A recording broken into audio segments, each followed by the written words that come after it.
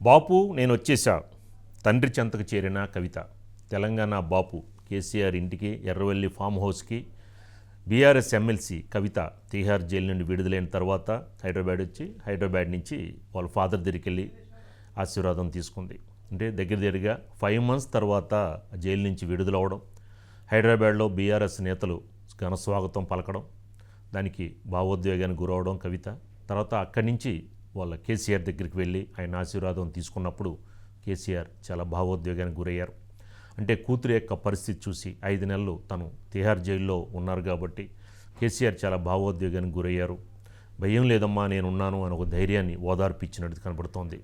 So ఇలాంటి పరిస్థితుల్లో మరి కవిత మాట్లాడిన దాని ప్రకారం క్షేత్రస్థాయిలో నేను పోరాటం చేస్తాను, న్యాయం గెలిచింది, ధర్మమే గెలుస్తుంది, ఎప్పుడు నేను మా ఫాదర్ యొక్క పర్యవేక్షణలోనే కేసీఆర్ చెప్పిన వేలోనే నేను ముందుకు వెళ్తాను, పోరాటం చేస్తానంటున్నారు.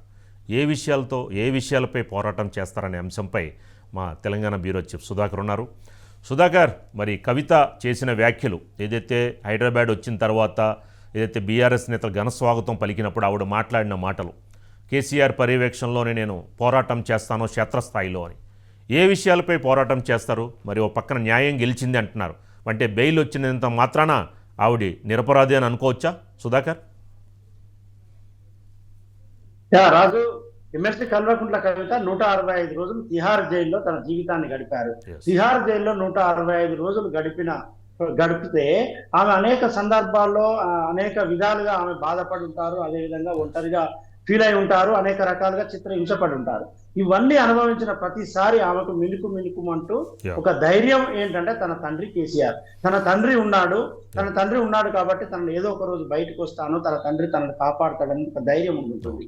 అందుకే ప్రపంచంలో ఎక్కడైనా కూడా రక్త సంబంధాన్ని మించింది ఉండదు. అందున బాండింగ్ లో కల్లా అతి పెద్ద బాండింగ్ ఏంటంటే కూతురు అంటే తండ్రికి, తండ్రి అంటే కూతురుకు ఉన్నమానిన ప్రేమ ఉంటుంది. అయినా 165 రోజులు కేసీఆర్ కవితకి దూరంగా ఉన్నాడు, కవిత కేసీఆర్ కు దూరంగా ఉంది. ఆమె 27వ తేదీ రాత్రి 9:30 తర్వాత ఢిల్లీలో తిహార్ జైలు నుంచి విడుదలై 27వ రోజు ఢిల్లీలోనే ఆమె ఉన్నారు.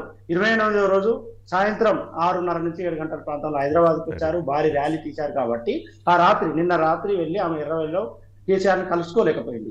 ఇవాళ మధ్యాహ్నం తర్వాత కేసీఆర్ దగ్గరికి వెళ్ళింది, తన భర్త కుమారుణ్ణి వెంట పెట్టుకుంటూ కేసీఆర్ దగ్గరికి వెళ్ళింది, పాదాభివందనం చేసింది. ఆ పాదాభివందనం చేసిన సందర్భంలో కొంత భావోద్వేగానికి గురైంది కవిత. దీంతో కేసీఆర్ ఆమెను దగ్గరికి తీసుకున్నాడు, ఓదార్చి తనను లోపలికి వెళ్లాల్సిందిగా సైగ చేశాడు. అంటే లోపలికి వెళ్ళిన తర్వాత కూడా వారు అనేక విషయాలు మాట్లాడుకుని ఉంటారు. 10 రోజులు ఎర్రవెల్లి ఫామ్ హౌస్ లోనే కల్వకుంట్ల కవిత ఉండబోతుంది. 10 రోజులు ఎర్రవెల్లి ఫామ్ హౌస్ లో తన తండ్రితో ఉంటుందంటే భవిష్యత్ కార్యాచరణకు సంబంధించి ఆమె చర్చిస్తుంది. తప్పకుండా భవిష్యత్ కార్యాచరణ ఎలా ఉండాలి, రాజకీయ అడుగులు ఎలా ముందుకు పడాలి, ఎందుకంటే ఇప్పటికీ ఆమె ఎమ్మెల్సీగా ఉన్నారు కాబట్టి పార్టీకి సంబంధించిన వ్యవహారాలు, అదేవిధంగా మొదటగా ఆమె తెలంగాణ జాగృతికి వ్యవస్థాపక అధ్యక్షురాలని తెలంగాణ జాగృతి అనే ఒక సంస్థ స్థాపించి బతుకమ్మను తెలంగాణ రాష్ట్ర వ్యాప్తంగా ఆమె పరిచయం చేశారు. లేకుంటే పరిచయం చేశారనే కంటే బతుకమ్మని పూర్వ వైభవాన్ని తీసుకొచ్చారు. బతుకమ్మకు ఆట పాట అదేవిధంగా ఇతరత్ర ద్వారా పూర్వ వైభవం తీసుకొచ్చారు. దానికి ఆవిడ రాజీనామా కూడా చేశారు సుధాకర్. ఆ కమిటీలన్నీ రద్దయ్యాయి, అదంతా కమిటీలు రద్దయ్యాయి. కానీ తెలంగాణ జాగృతి అనే సంస్థ అలాగే ఉంది, కమిటీలన్నీ రద్దయ్యాయి.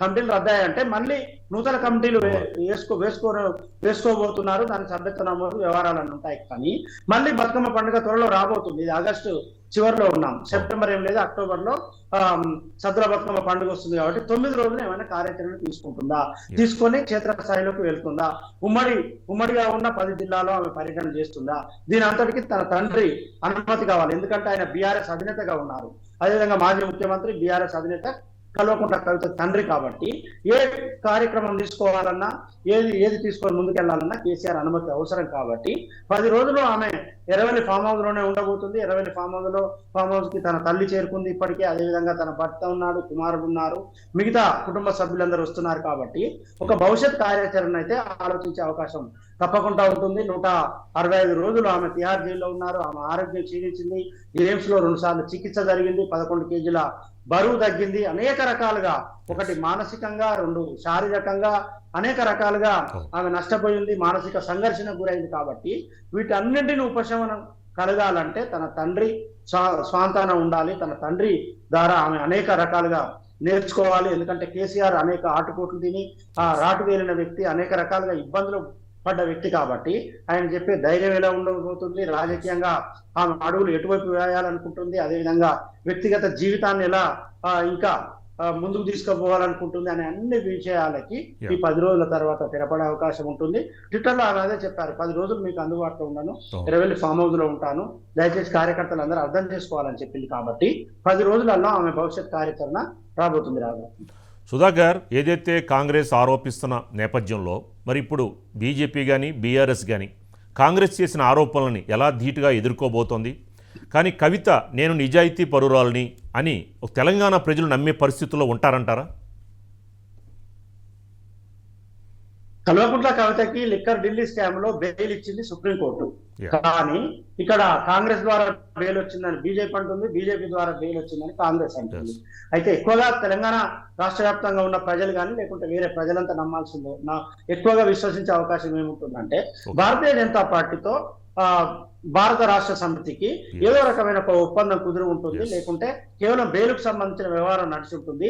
అందులో భాగంగానే బెయిల్ వచ్చింది. బెయిల్ వచ్చే విషయం 2 రోజుల ముందే కేటీఆర్ కి హరీష్ రావుకి ఏ విధంగా తెలుస్తుంది? ఖచ్చితంగా బెయిల్ వస్తుందని వాళ్ళు విశ్వసించారు కాబట్టి ఎమ్మెల్యేలు అదేవిధంగా బీఆర్ఎస్ బలగాన్ని అంతా వెంట పెట్టుకుని వారు ఢిల్లీకి వెళ్ళారు. ఢిల్లీ వెళ్ళి ఖచ్చితంగా కవితకు బెయిల్ వస్తుంది అంటూ కేటీఆర్ కొన్ని రోజుల ముందే చెప్పారు. కాబట్టి ఏదో రకమైన ఒప్పందమో లేకుంటే ఏదో జరిగి ఉంటుంది. భారతీయ జనతా సుప్రీంకోర్టును ప్రభావితం చేయకపోయినప్పటికీ విచారణ సంస్థలను మాత్రం ఏదో రకంగా ప్రభావితం చేయగలుగుతారు. ఈడీనో సిబిఐనో ఛార్జ్ షీట్ సంబంధించి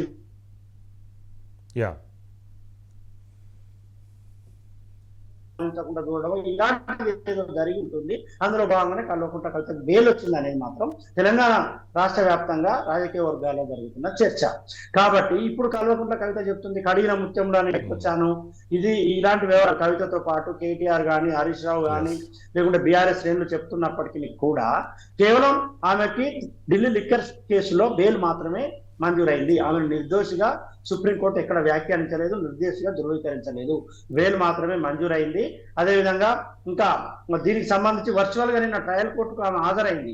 అంటే ఈ ఢిల్లీ లిక్కర్ స్కామ్ లో వర్చువల్ గా ట్రయల్ కోర్టుకు హాజరైందంటే దీనికి సంబంధించిన విచారణ ఇంకా కొనసాగుతూనే ఉంటుంది. విచారణ అంతా ముగిసిన తర్వాత అప్పుడు దోష నిర్దోష తేలుతుంది. అప్పటి వరకు కడిగిన ముత్యమా మరోటా అనేది ఉండదు. అప్పటి వరకు విచారణ కొనసాగుతూనే ఉంటుంది. Right, thank you Sudhakar.